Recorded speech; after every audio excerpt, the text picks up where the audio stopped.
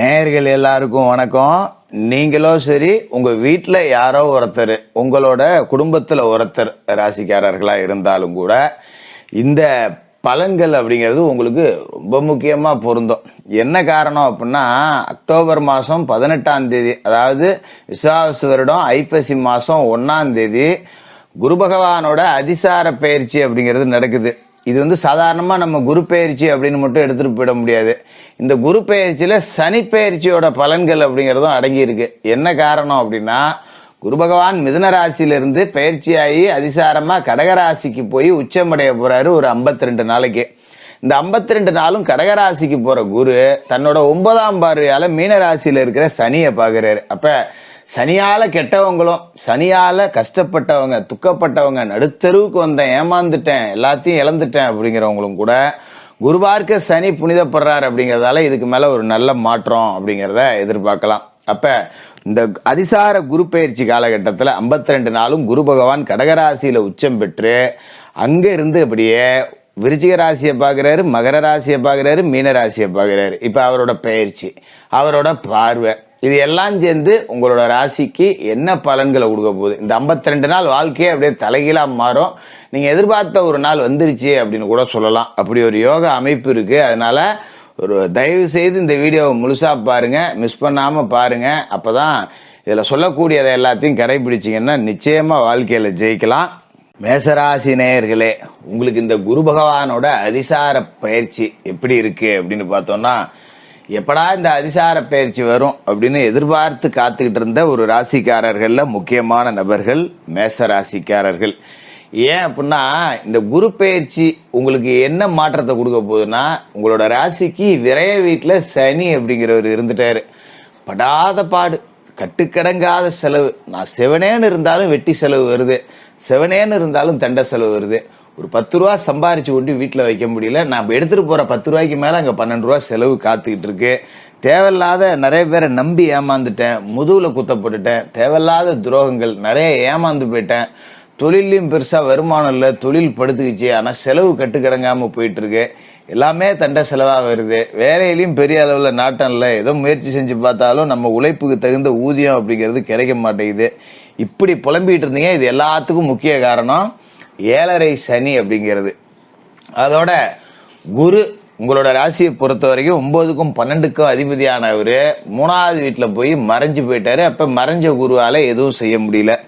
இப்ப குரு பகவான் 3வது வீட்டுல இருந்து 4வது வீட்டுக்கு போறார். இது அர்த்தாஷ்டம குரு அப்படின்னு சொல்லுவோம். இது நல்ல இடமா ஜோசியர அப்படின்னு பாத்தீங்கன்னா, ஓரளவுக்கு சுமாரான இடம் அப்படின்னு தான் சொல்லலாம். ஆனா 4வது வீட்டுல குரு உச்சமடைகிறார். சாதாரணமா போய் உட்காரல. இதோட பலன் அப்படியே நீங்க பத்திட்டு எறிவீங்க. உங்களோட பவர் என்ன அப்படிங்கிறது 4 பேருக்கு தெரியும். எங்க இருந்தாலும் ஒரு பிரகாசமா தனியா தெரிவிங்க. 100 பேர் இருக்கிற கூட்டத்துல ஒரு மேசராசிக்காரனை விட்டாலும் அவங்களோட திறமை அப்படிங்கிறது தனிச்சு தெரியும். அதோட முக்கியம் என்னன்னா, 12ஆம் இடத்துல இருக்கிற சனியை குரு பார்த்துறார். அடங்கப்பா, இதோட கொஞ்சம் ஓரளவுக்கு நமக்கு செலவுங்கிறது குறையும். ஏன்னா குரு விரைய வீட்டுல இருக்காரு அப்படிங்கிறத விட சனி விரைய வீட்டுல இருக்காருங்கிறதான் கொடுமை. ஏன்னா சனி விரைய வீட்டுல இருந்துகிட்டு ஏகப்பட்ட தண்ட செலவு கொடுத்தாரு இல்லையா. இப்ப குரு பார்வை அப்படிங்கிறது மீனராசியில இருக்கிற சனி மேல பற்றும் அப்படிங்கறதால சனியோட கெடு பலன்கள் அப்படிங்கிறது குறையும். தெண்ட செலவு, வைத்திய செலவு, வீட்டுல ஒண்ணு மாத்தி ஒண்ணு பொருள் ரிப்பேர் ஆகி போறது, வண்டி வாகனம் பழுதாகி போறது, இப்படி தேவையில்லாத ஆன செலவுகள் இது மேல இல்லாம சுப செலவுகள் அப்படிங்கிறது இருக்கும். ஒரு கல்யாணம் காட்சி, கோயில் குளம், விருந்து விசேஷம், ஒரு சுற்றுலா போறது, ஒரு நகை நட்டு வாங்குறது, வீட்டுக்கு தேவையான பொருள் வாங்குறது, இந்த மாதிரி சுப செலவுகள்ல நீங்க கவனம் செலுத்தலாம். அந்த அளவுக்கு குரு விரயத்துல இருக்கிற சனியை பார்த்து புனிதப்பற்றுவார் அப்படிங்கறதால ரொம்ப அற்புதமா இருக்கும். நீங்க கவலைப்படவே தேவையில்லை. அப்படி ஒரு அற்புதமான யோகம் அப்படிங்கிறது கிடைக்கும். சரி, இப்ப குரு 4வது வீட்டுல எத்தனை நாளைக்கு இருக்காருன்னு பாத்தீங்கன்னா, வெறும் 52 நாளைக்கு தான். திரும்ப மறுபடியும் 3வது வீட்டுக்கு வந்துருவாரு. அப்ப இந்த 52 நாள்ல நீங்க என்னென்ன செய்யலாம் அப்படின்னா, 4ஆம் இடம் அப்படிங்கிறது தாயார குறிக்கக்கூடிய இடம். இந்த இடத்த நீங்க ரொம்ப சிறப்பான ஒரு வாழ்க்கை அப்படிங்கறத அமைச்சுக்கலாம். சில பேருக்கு தாய் வழி சொந்தங்கள் மூலமா திருமண வரன் அமையும். அம்மா வழியில மாமன் இருப்பாங்க, தாய் மாமா வகையிலேயே பொண்ணு கட்டலாம். இல்ல தாய் மாமன் மூலமா ஏதாவது ஒரு வரன் வரும், அங்க ஒரு மாப்பிள்ளை இருக்கு, இங்க ஒரு பொண்ணு இருக்கு அப்படின்னு. அது மாதிரி வர்றதை நீங்க விடாப்பிடியா பிடிச்சிங்க அப்படின்னு வச்சுக்கீங்களேன், வாழ்க்கையில செட்டில் ஆகலாம், நல்ல வரனா அமையும். அது மாதிரி மாமா மச்சான் தாய் மாமா வகையில பொண்ணு கொடுத்து பொண்ணு எடுத்த வகையில ஏதாவது கருத்து வேறுபாடு சண்டை சச்சரவுன்னு பிரிஞ்சு போயிருந்தீங்க கடந்த காலகட்டத்துல அப்படின்னா இப்ப எல்லாம் ஒண்ணு கூடுவீங்க. ரொம்ப உறவு முறைகள் அப்படிங்கிறது ரொம்ப நல்லா இருக்கும். அது மாதிரி சில பேருக்கு தாய் வழி சொத்துக்கள் கிடைக்கும். அம்மாவோட சொத்து ஒண்ணு இருக்கு, மாமா இப்பதான் பிரிச்சு கொடுக்குறாரு பரவாயில்ல அப்படிங்கிற அளவுக்கு அம்மா வழி சொத்து கிடைக்கும். பிரிஞ்சிருந்த அம்மா பிள்ளைங்க ஒண்ணு சேரலாம். ஏதோ கடந்த காலகட்டத்துல ஒரு வருத்தத்துல பிரிஞ்சிருந்தோம், இல்ல ஒரு காதல் திருமணம் பண்ணிக்கிட்டோம், அவங்களுக்கு பிடிக்கல பிரிஞ்சிருந்தோம் அப்படின்னா இந்த காலகட்டத்துல எல்லாம் ஒண்ணு சேருவீங்க, ஒத்துமையா இருப்பீங்க.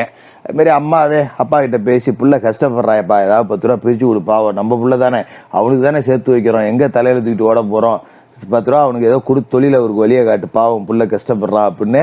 நமக்கு ஒரு பிரச்சனை தாயார் அப்படியே அரணா நம்மளை தாங்கி நிப்பாங்க, காத்து நிப்பாங்க. அப்படிங்கிற அளவுக்கு தாயார் மேல ஒரு பற்று இருக்கும். இத்தனை நாளா எனக்கு அப்பாவை தான் பிடிக்கும், எங்க ஆதியெல்லாம் எனக்கு பிடிக்கவே பிடிக்காது அப்படின்ன பிள்ளைங்க கூட தாயோட அன்பை புரிஞ்சுக்கிட்டு இதுக்கு மேல ரொம்ப நல்லபடியா இருப்பீங்க. அதோட குருவோட பார்வை அப்படிங்கிறது உங்களுக்கு அற்புதமான பலனை கொடுக்க போகுது.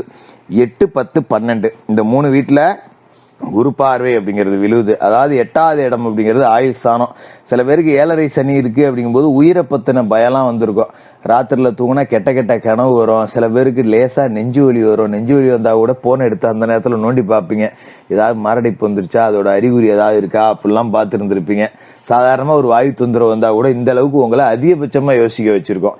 எங்கேயாவது யாருக்காவது ஏதாவது ஒரு தப்பு நடந்து போச்சு அப்படின்னா கூட ஐயோ அடுத்து நமக்கு வந்துருமோ அது அப்படிங்கிற பயம் இருந்திருக்கும். இதனால தூக்கம் இல்லாம முழிச்சிட்டு கூட கிடந்திருப்பீங்க. அந்த மாதிரியான நிலைமெல்லாம் இதுக்கு மேல மேசராசிக்காரர்களுக்கு வராது. இந்த உயிர் பத்தின பயம் அப்படிங்கிறது நீங்கும். நீங்க நிம்மதியான உறக்கம் அப்படிங்கறத அடையலாம். இன்னைய நாள நல்லபடியா முடிச்சிட்டோம், போய் தூங்குவோம் அப்படிங்கிற மாதிரி இந்த 52 நாளும் உங்களுக்கு சிறப்பா இருக்கும். அது மாதிரி 10ஆம் இடத்துல குரு பார்வை விழுவுது, மகர ராசியில விழுவுது. அது சனிக்கு சொந்த வீடு வேற. அந்த இடத்துல குரு பார்வை அப்படிங்கிறது விழுவுதுன்னா முடங்கி கிடந்த தொழில் கூட திரும்ப வேகம் எடுக்கக்கூடிய சூழல். ஒரு கடையை ஒன்று ஆரம்பிச்சேன், ஒன்னும் வியாபாரம் இல்லை, பூட்டி போட்டு உட்காந்துருக்கேன், முதல் இல்லை அப்படின்னவங்க கூட திரும்ப கடையை திறந்து வியாபாரம் பண்ணி தொழிலில் ஜெயிக்கக்கூடிய வாய்ப்பு.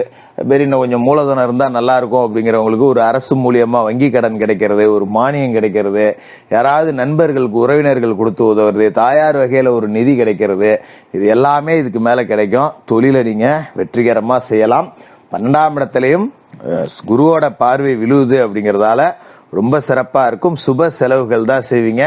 பிள்ளைகளுக்கு திருமண வயது இருந்ததுன்னா திருமணம் பண்ணி வைப்பீங்க, உயர்கல்விக்கு செலவு பண்ணுவீங்க, பிள்ளைகளுக்கு நகை நட்டு சொத்து பணம் சேர்த்து வைப்பீங்க, வண்டி வாகனம் வாங்கலாம், இடம் வாங்கலாம், பூமி வாங்கலாம், உயர்கல்விக்காக பணம் கட்டலாம். இப்படி சுப செலவுகள் அப்படிங்கிறத செஞ்சு உங்க கடமையெல்லாம் நான் முடிக்கிறேன்டா இந்த 52 நாள்ல அப்படின்னு ஏதோ ஒரு ரூபத்துல பிள்ளைக்காக 10 பவுன் எடுத்து வைக்கணுமோ ஒரு 5 பவுனாவது இந்த காலகட்டத்தில் எடுத்து வச்சிடலாம். அப்படி ஒரு சிறப்பான ஒரு 52 நாள் உங்க வாழ்க்கையில நிக்குது. மிக சிறந்த ஒரு அற்புதமான நாள் தான் இந்த 52 நாளும். குளிச்சு முழுவிட்டு தினமும் விநாயகர் வழிபாடு செஞ்சுட்டு வியாழக்கிழமையில குரு பகவானுக்கு நெய் தீபம் ஏத்தி ஏலபால மாணவர்களுக்கு உங்களால முடிஞ்ச உதவிகள் செய்யுங்க. இந்த அதிசார குரு பயிற்சி அட்டகாசமா இருக்கும். மேசராசிக்காரர்களுக்கு வாழ்த்துக்கள்.